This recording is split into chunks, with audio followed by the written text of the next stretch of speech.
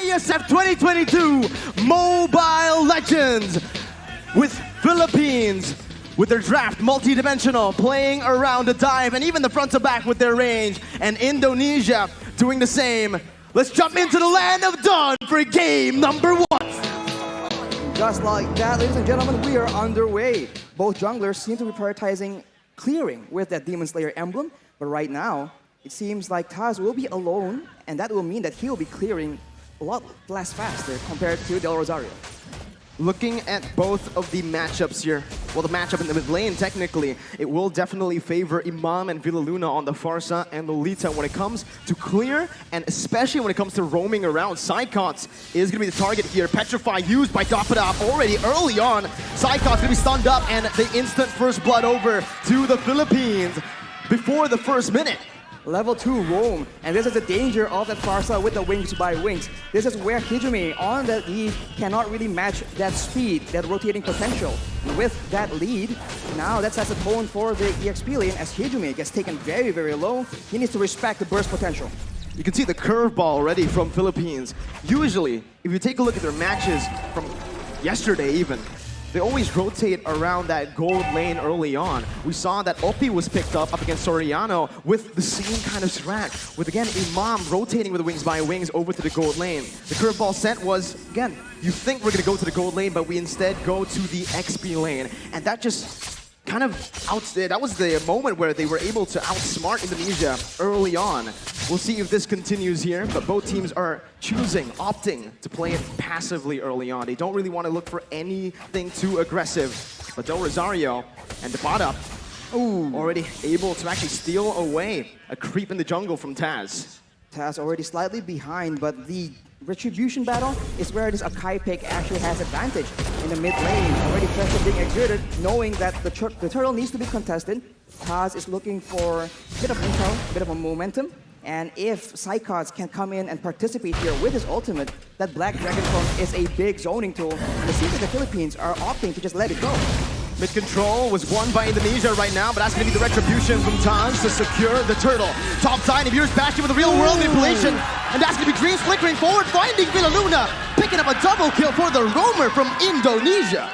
What a turn of events right here. Letting go of the turtle, going for the topside play, but still falling short as Indonesia actually makes a play. Del Rosario is stuck in a 1v1, but it's a retribution battle, and actually Taz comes out on top. Without the retribution, Taz plays it really well with that heavy spin. He was trying to buy time to get that retribution cooldown back, but he didn't even need it. He was able to steal it away. Now, 2 minutes in, Arashi, again, we need to talk about that. Indonesia opted to play around the turtle, getting the turtle onto their hands. Philippines, they opted to rotate, maybe even trade in the gold lane, but they weren't able to find any kills. It's because they don't have a lot of combos, but look at here, Taz getting bursted down. Gonna be taken down here by the damage from Imam. Del Rosario tanking a whole lot. Pops that Appraiser's Wrath as Dreams is gonna be stunned up. They're looking for more right now. Dreams gonna be collapsed on as Dapada rotates as well. It's that ultimate bonding experience already in the 3rd minute. They're grouping up. And it's that speed that the Philippines can use to outmaneuver Indonesia. When going gets tough and the combos come in from Indonesia, the Filipinos have speed in their hands and they are using it again in the top side. But fortunately, Brands will not be targeted just yet. The waves, as you can see, is what is important here. If the Filipinos can use this wave pressure to actually roam around faster, it doesn't even matter if the Indonesians have superior engage. I mean, you can take a look at the gold here. The fact that Indonesia were able to find that turtle, able to find a few kills, but still are equal in gold against Philippines shows that the Philippines have just been laning super well. And you can see in the XP lane with just a slight lead early on, the Dapada has just been able to rotate, has been more active across the map, providing so much pressure for his team. That's why it's so interesting, man. Contrasting team compositions, yet coming out even due to the execution, due to the strategy being applied in this early game right here. And now with the turtle spawning up, both teams going. Iron Hook lands though. On to Villa Luna, who's going to be bursted down by the Venice Rage. Psychots now coming in with the Petrify onto 2 members, stunning them up. But there's no further follow-up. It's the turtle traded in for a kill, 1 for 1. And it's going to be very difficult for the Indonesians to catch Imam. He does have the Purify that saved his life in that engagement. Dreams is zoning Soriano away though, but the backup is coming down through. The Indonesians will be able to pick up the turret, but it does seem like the Philippines will not be able to find any compensation. Both teams still trading back and forth. It's still such an even game in the 5th minute here, with both teams standing at literally equal gold. It's probably just 100 gold lead, but with Indonesia getting that turret in the gold lane, they will have a little bit more pressure to play with when it comes down to that wave manipulation. They can push the waves further into the side of the Philippines. They can use the lack of vision in that top side as well. And as you can see, Dreams is already trying to find some opportunities in the top side of the jungle. But the Filipinos are rotating in that mid lane. They like doing this siege playstyle, and they can poke down any member from Indonesia. This early in the game, the resistances, the defensive items have not been completed just yet. It's the signature Ube that we've all come to know. Villa Luna, though, going aggressively onto Dreams, going to be stunned up, suppressed by the Bloody Hunt as Villa Luna will fall here in the 5th minute. Indonesia using this Franco really well, looking for another pick towards Imam or Depada. But it seems like it's just the battle for that mid-control. And if this continues, the Filipinos will not have a member tanky enough to just serve as that scouting tool.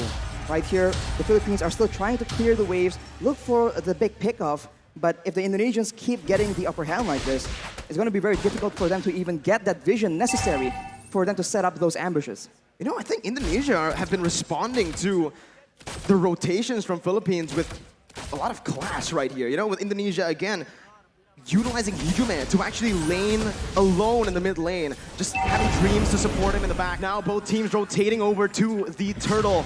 6 minutes in, Del Rosario with Philippines looking for it. Taz goes in for the heavy spin, but will be stunned up. Dreams now in the back, not going to be able to find anything, but it's going to be Psychots who finds the Petrify. It's another Petrify for the Depada. Now in a 1v5, it's Psychots who's going to be taken down. Both of the XP laners falling down. Del Rosario going to be there in the front, but it's an amazing hook over from the side of Dreams. Del Rosario taken very low, the damage coming in to support that, but it will not be enough. It's just a 1-4-2. Indonesia again with a bit of a lead, but the turtle did go to the hands of Philippines. The Indonesians come out on top due to their superior crowd control, and this is what we're talking about. When the going gets tough, when everything is clumped up like that, the Indonesians have a bit of an advantage, at least until later on in the late game. For now, the Filipinos, they need to be very careful for the Iron Hook. Dreams has been very, very smart in waiting for the right opportunities. And we'll look at this fight right here, where both EXP laners are able to zone away their respective teams. But afterwards, the damage potential and this amazing hook from Dreams is able to get Indonesia that advantage in that fight.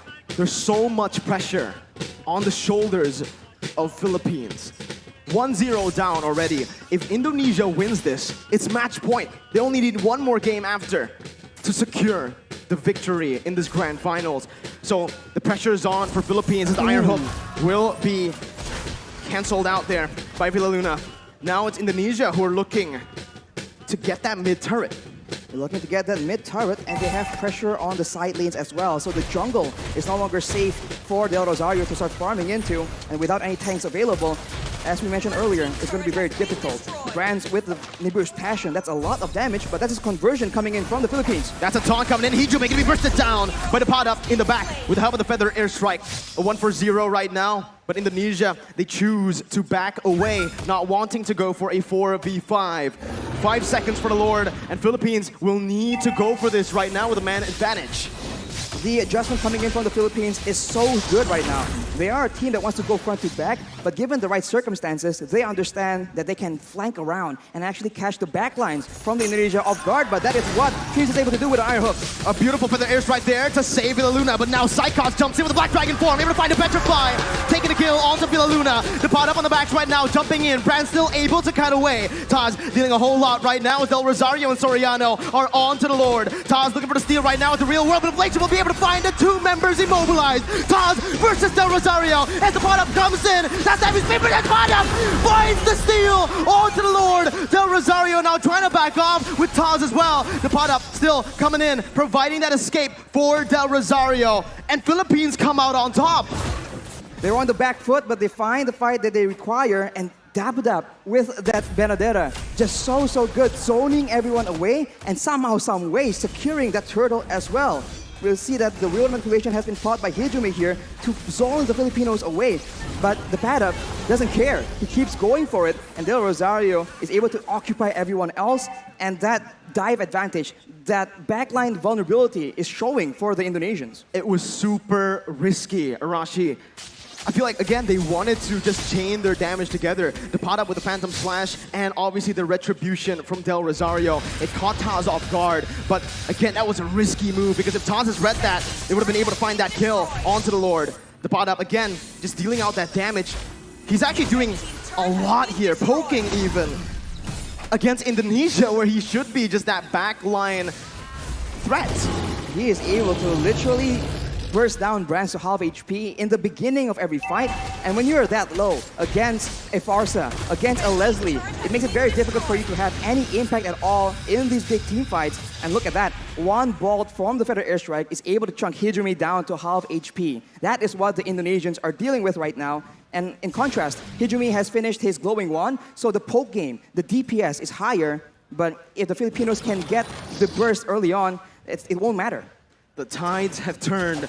Now it's Philippines with the lead.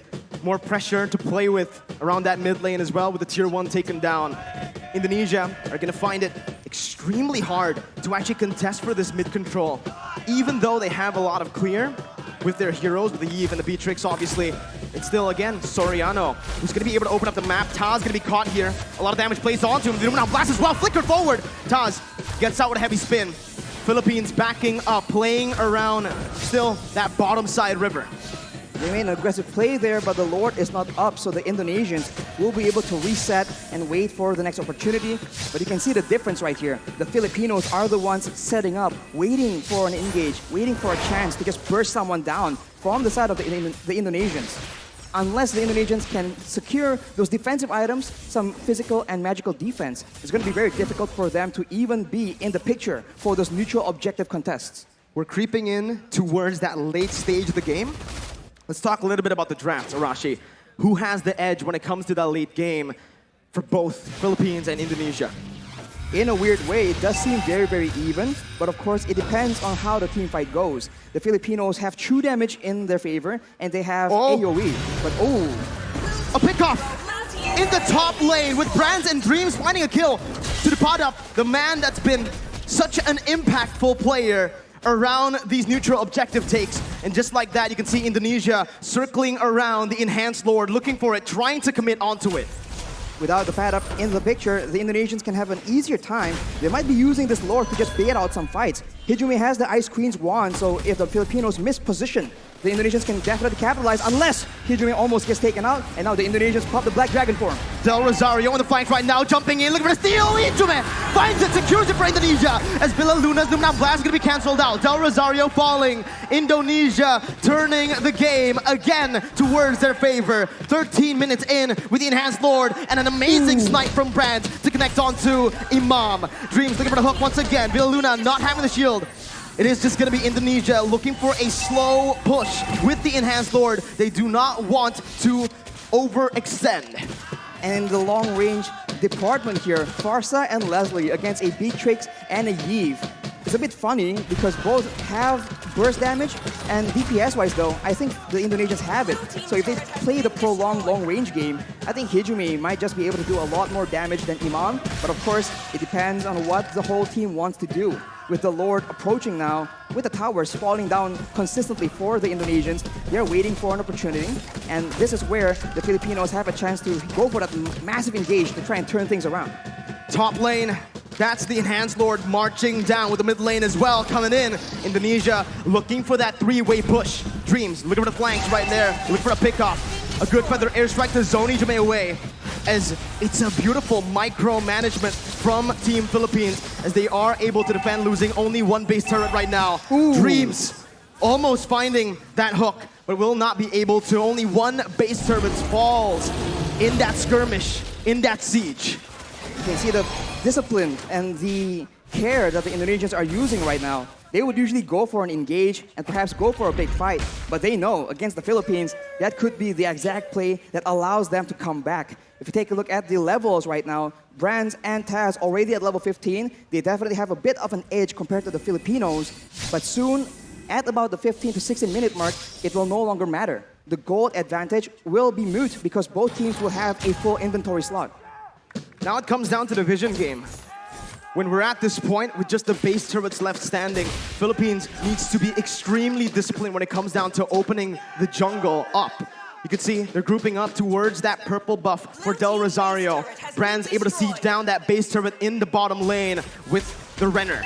Now the mid lane base turret is all that is left. Some vision there provided by Philippines over to the bottom side jungle. But Indonesia will choose to play it disciplined, not wanting to go for anything too crazy, as we are going to take a look at the item check here in 15 minutes. Well, Imam definitely has an abundance of damage right here. The Holy Crystal and the Divine Glaive penetrating the magical defense and also gaining a lot more magic power in the process. Along with that though, if you itemize for that magical damage, Soriano has a full inventory slot as well with the BOD. So if Brands gets chunked low enough, one hit is all it takes. And if he's out of range, the snipes are still an option as well. The Lord Dance here from both these teams will decide how this game turns around. We'll see again. Indonesia still holding on to that lead. Again, with the waves being manipulated as it is, slow pushing in the top lane and that bottom lane, Philippines will have to send a few members, or maybe just one member, to just stay in the base defending. Again, Indonesia will have a little bit of a man advantage here, forcing the errors to come through from Philippines as they look for the enhanced Lord in the 16-minute. That's a hook again. Dreams reading it out well, but it's going to be the stun coming in from the Lord. Immortality popped in. Brands dodging away from Feather Airstrike. Del Rosario looking for flanks right now. Is activating the heavy spin. And that's the Lord secured by Indonesia. Luna blast by with a Luna. Cancelled out by Taz. Soriano massive in the back line. Still able to find Psychots. Both teams, again, just trading Dreams with a concealed play. Looking for a hook. Del Rosario and the rest of the Philippines will be able to play around those mini waves to stop the hook from connecting. It's a 1-for-1. Lord for Psychots. Lord for Psychots, and that is calculative gameplay coming in from the Indonesians. Knowing that the Padap is on the other side of the map, they go for that Lord play, and they were able to catch the Filipinos off guard. And now, look at the hook! Hijime with the help of Brands, snipes them down! The bottom onto the back line, dealing a whole lot of damage. The Mirror Bastion from Brands, spraying them down with the help of the real world manipulation. Hijime takes them down. It's a 3-4-0 for Indonesia. Del Rosario with the Appraiser's Wrath, 1v3, taunting Dreams up, but Brands will be able to melt him down. Soriano tagged down. It's a triple kill for Brands, and it's match point for Indonesia. What a fight by the Indonesians, knowing that they have an advantage, landing the hook.